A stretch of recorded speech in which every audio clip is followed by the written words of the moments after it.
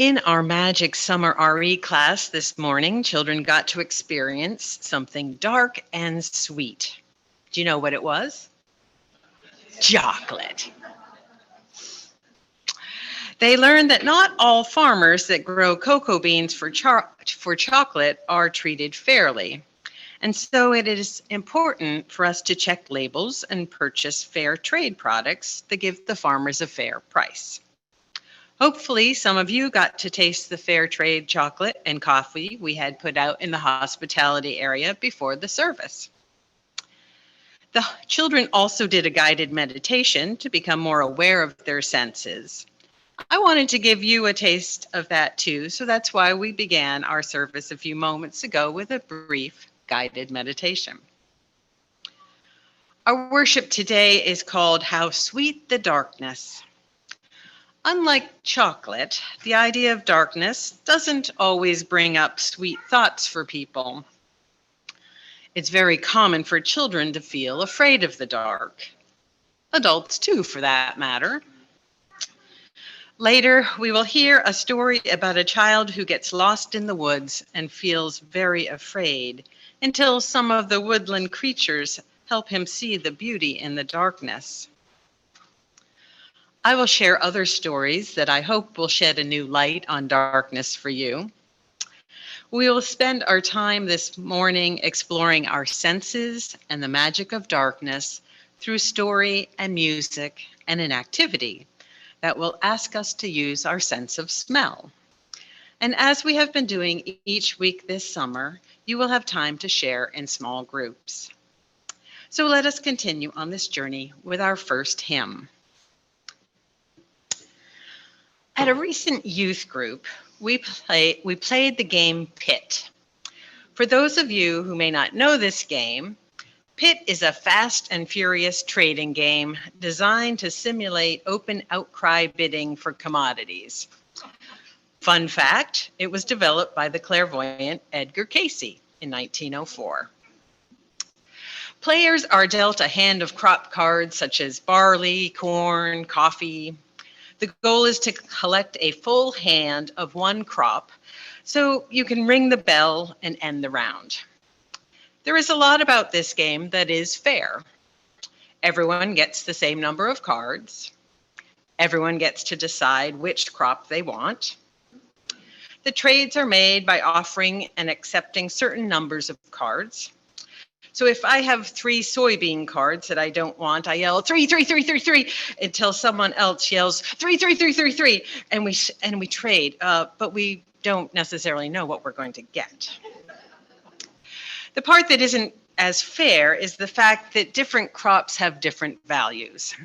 So it makes sense to want to collect the grain that's worth the most. That's wheat, 100 points.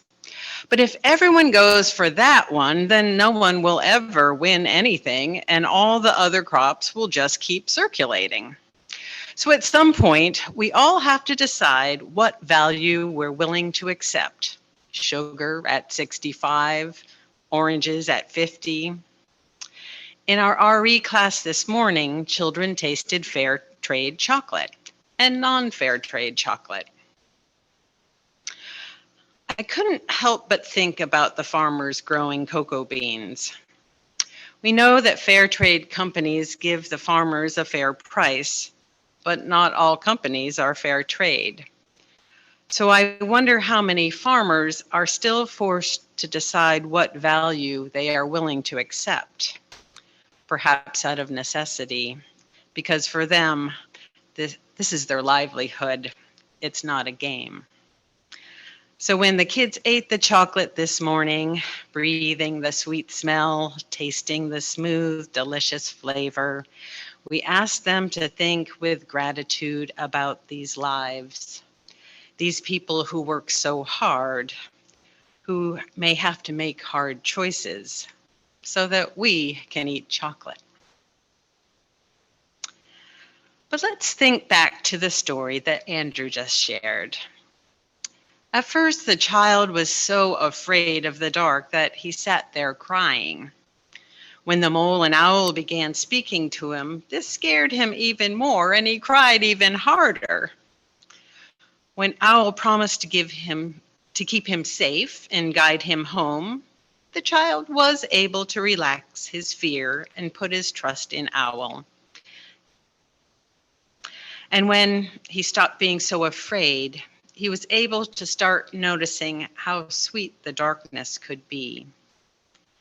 He let beauty in and saw night blooming flowers for the first time. He saw night animals too. When Bat and Owl brought him to the beach, he was embraced in foamy glee, watching hundreds of baby turtles emerging from the sand to scurry into the sea. And when he looked up into the darkness, perhaps he felt the divine pull of the night sky with the moon and the stars shining magnificently. This reminded me of an experience I had a few years ago.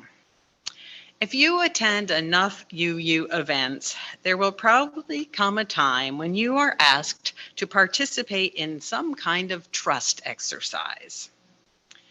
It might be a trust fall where someone stands behind you, and when you're ready, you lean back, letting yourself fall into their arms. It might be some kind of trust lift where you lay on the ground with your arms across your chest and you let the group lift you up. I had a chance to do a nighttime trust walk. It was in the mountains at a retreat center away from town, so the light pollution was very low. They had us form a line with our hands placed on the shoulders of the person in front of us. They asked us to walk in silence and stay connected as best we could and travel together down the path into the woods and down the hill. They told us that if we made it to our destination, there would be a magical surprise waiting for us that we wouldn't want to miss. I had never done anything like this before, and truth be told, I was a little nervous, a little scared, a little afraid. After all, I didn't really know these people. Was I supposed to trust them with my safety? The path was narrow and bumpy, and it was dark. I worried we might run into spider webs or branches or trip over rocks or worse, snakes or each other. As we began our journey, it didn't take long for me to realize that as much as I needed to put my trust in the people around me to keep me safe, I was accountable to them too. They needed to be able to trust me as much as I needed to be able to trust them.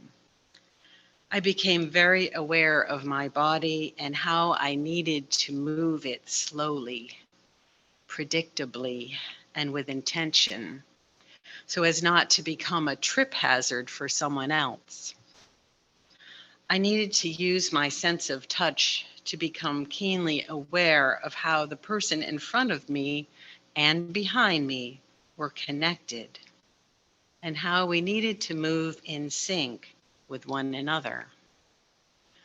We walked in silence, only hearing each other's footsteps and the humming buzz of the nighttime wildlife. We did not have phones or watches, so I have no real sense of how long it took to reach our destination. But as promised, when we got there was a magical surprise waiting for us. A wall of earth speckled with hundreds of lights, glowworms.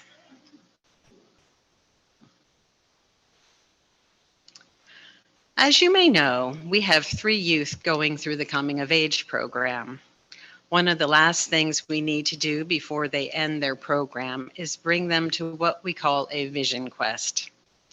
I don't want to divulge all the details of the experience here, but I will share some of the basics. The goal of the night is to envision some kind of greater connection with nature, with your senses, perhaps finding a deeper connection with yourself or with something beyond. We ask them to stop eating for the day after their noon meal. And after some evening activities, we give them time to sit alone in silence in their tents, maybe get some sleep. And at some point in the night, they are led into the woods and remain there until the sun comes up. Some students may feel nervous or afraid, worried about what surrounds them. Although in coming of age, we cannot promise them a life filled with sea turtles or glowworms, we can assure them that if they relax their fears, they will find their way in the dark, and there will be plenty of magic along the path to their destination. Let me leave you with one last story. How many of you are Simon and Garfunkel fans? Yes. Some of you may have seen the recent post about the history behind the song The Sound of Silence. When Art Garfunkel was at his first week of school in Columbia University, he met Sanford, nicknamed Sandy Greenberg. Every night, Arthur and I would sing, Sandy said. He would play his guitar and I would be the DJ. The air was always filled with music. Still teenagers, they made a pact to always be there for each other in times of trouble. Some months later, trouble came. I was at a baseball game and suddenly my eyes became cloudy and my vision became unhinged.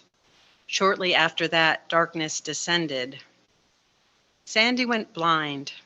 He quit school and sank into depression. That's when Art showed up to be his guide. Garfunkel called himself Darkness in a show of empathy.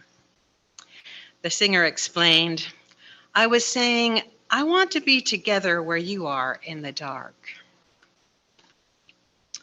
One day when the two of them were in the city together, Art created what I will call a trust exercise or perhaps even a vision quest for Sandy. He stepped away, leaving his friend Sandy alone on a crowded street to make the journey back to campus. Terrified, Sandy stumbled, bumping into people and falling down, running forward, knocking into things, trying to find his path. And somehow he did. When he got back to campus, he heard a familiar voice. For a moment, he was enraged. And then he understood what had happened. Garfunkel had been with him all along, silently watching and trusting him as he learned to trust himself. Arthur knew it was only when I could prove to myself I could do it that I would have real independence. And it worked because after that, I felt that I could do anything. That moment was the spark that caused me to live a completely different life without fear, without doubt. For that, I am extremely grateful to my friend, Sandy said. Hello, darkness, my old friend. I come to talk with you again. To help us think about these stories, I have some wondering questions. I will read them slowly so you have time to ponder. I wonder what it would feel like if everyone were treated fairly.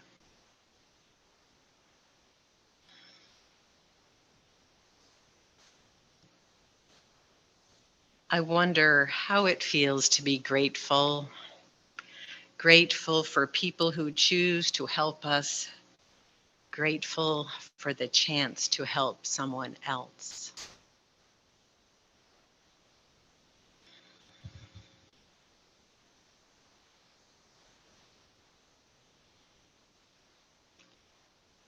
I wonder who will show up for us and give us guidance when we are afraid or in trouble.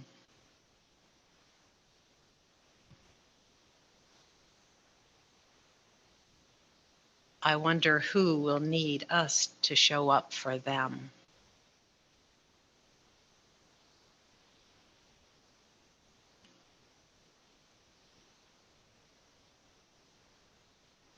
I wonder how learning to trust might connect us to ourselves and to others.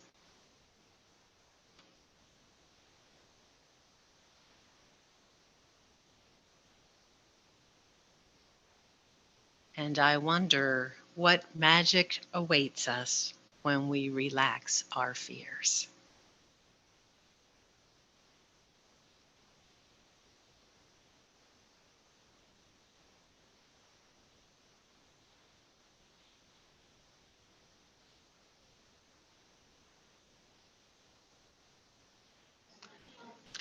As our children learned this morning, it is important to treat people fairly and value their lives and their work.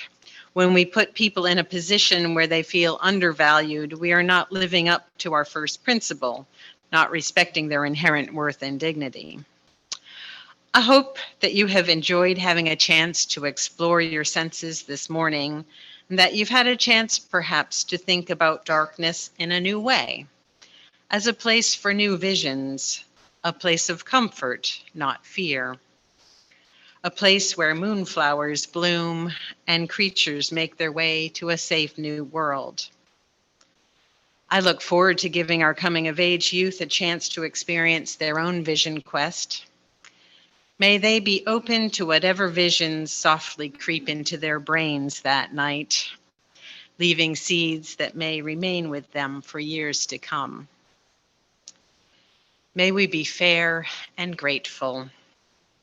May we know the gift of giving trust and being trusted.